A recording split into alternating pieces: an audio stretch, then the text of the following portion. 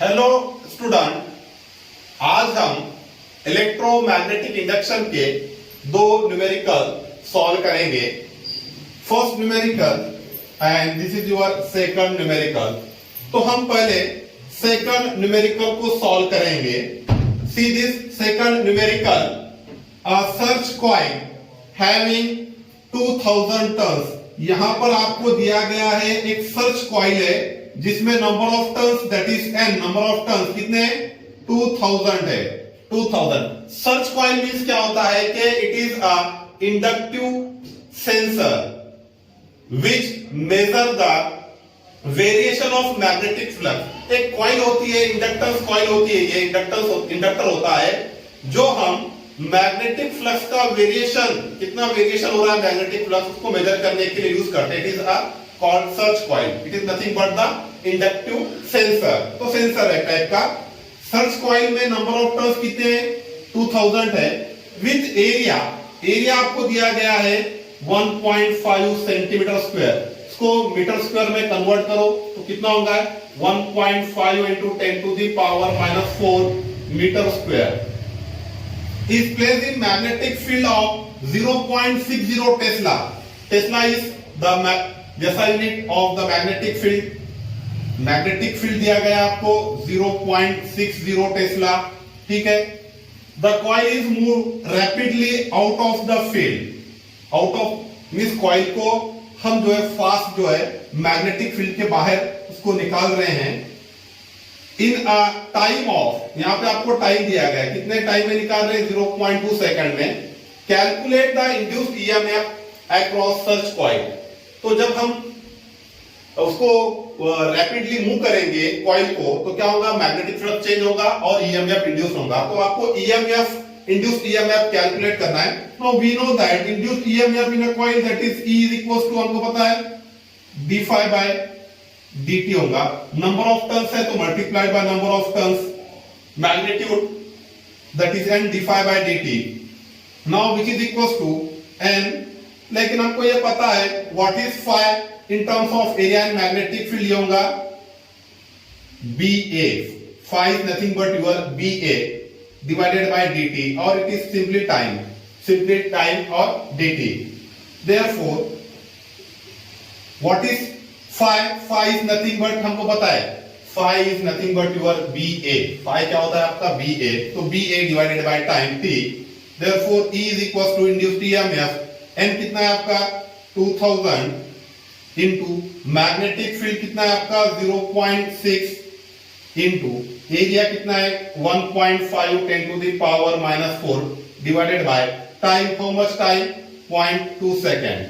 Now which is equal to, इसको कैसा लिख सकते हैं हम 2 into 10 to the power 3 into, now इसको लिखेंगे हम 6 into 10 to the power minus 1 into ये 1.5 into 10 to the power minus 4 divided by, इसको कैसा लिख सकते हैं 2 into 10 to the power minus 1, this minus 1 10 to the power minus 1, this 2 get cancel.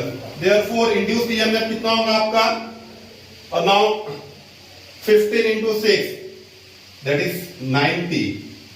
But यहां पर एक डिजिट के बाद में पॉइंट है, इधर से एक डिजिट के बाद पॉइंट लगाओ 9 into 10 to the power minus 4 plus 3 minus 1 which is equal to 0.9 volt, है ना। माइनस 1 निकाल दो, 10 का पावर निकाल दो तो कितना होगा, this is 9 into 10 to the power minus 1 which is equal to 0.9 volt. This is your second problem. Solution of second problem very simple है, आपको ईएमएफ निकालना है तो ईएमएफ का direct formula n BA divided by t, ये formula हम इसको use कर सकते हैं। Now see first problem. अब फर्स्ट प्रॉब्लम देखेंगे हम, the value of mutual inductance of to coil is 10 milli henry. यहां पर दो कॉइल का म्यूचुअल इंडक्टेंस का वैल्यू आपको दिया गया है 10 milli henry. If the current in one of the coil changes from 5 ampere to 1 ampere, दो कॉइल में से एक कॉइल का करंट जो है 5 एम्पियर से 1 एम्पियर पर चेंज होता है इन 0.2 सेकंड में चेंज होता है, ठीक है। Calculate the value of EMF induced in the other coil. आपको अदर कॉइल में, एक कॉइल में करंट चेंज होगा तो दूसरे कॉइल में ईएमएफ इंड्यूस्ड होगा, तो कितना ईएमएफ है आपको कैलकुलेट करना है। Now also calculate the value of induced charge passing through the coil। आपको induced charge कितना हो रहा है वो भी निकालना है। if its resistance is 5 ohm, आपका रेजिस्टेंस दिया गया है 5 ohm, तो यहां पहले हम लिख लेंगे गिवन क्या क्या दिया गया है आपको।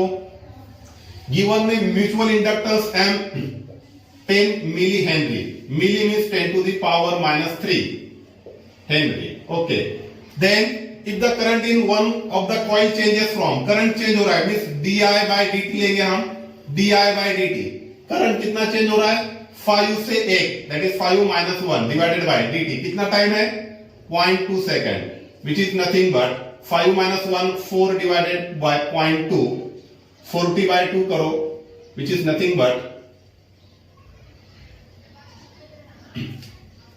20 ampere per second. Okay, di by dt. Now calculate the value of induced EMF in the other coil। आपको induced EMF निकालना, we know that the induced EMF का फॉर्मूला है हमारे पास M di by dt। Okay, what is M? 10 into 10 to the power -3, di by dt कितना है आपके पास 20, which is equals to कितना होगा 200 10 to the power -3, 200 into 10 to the power -3 old. Okay, now हमको आप निकालना है कि इंड्यूस्ड चार्ज कितना हो रहा है, आपको निकालना है Q या DQ निकालना है आपको। रेजिस्टेंस आपको दिया गया है कितना 5 ओम, रेजिस्टेंस आपको दिया गया है 5 ओम, तो हमको पता है वोल्टेज दैट इज कर वोल्टेज और ईएमएफ इज इक्वल टू क्या होता है I into R, I into R। Therefore, this E is equals to what is current Q by T, current कितना होता है Q by T into what is resistance, resistance की value आपको दी गई है, रेजिस्टेंस इज योर 5 ओम, तो 5 आपको निकालना है Q, तो ET डिवाइडेड बाय Q, अब ET divided by 5 is equals to Q, ET divided by 5 is equals to Q। Therefore, Q निकालो, तो Q is equals to what is E, यहां पे निकाले हमने 200 into 10 to the power -3 into what is T, time कितना है आपका 0.2 second divided by 5, this 40 into 10 to the power -3 into 0.2, Q is equals to how much it is 80, that is 8, 40 into 0.2, 8 into 10 to the power -3, that is coulomb, 10 to the power -3 अगर हमको निकालना है तो that is Q is equals to 8 milli coulomb, 8 milli coulomb। This is the solution। यहां से हमने induced EMF निकाले, simple formula E equals to M di by dt, यहां से इंड्यूस्ड ईएमएफ निकाले। फिर हमको निकालना है इंड्यूस्ड चार्ज कितना हो रहा है, रेजिस्टेंस दिया गया है 5, तो E equals to I into RA, but I equals to Q upon T होता है, rate of change of charge, तो यहां से Q equals to ET by 5। So इसको सॉल्व किए तो Q कितना है आपके पास 8 micro coulomb. Okay, thank you.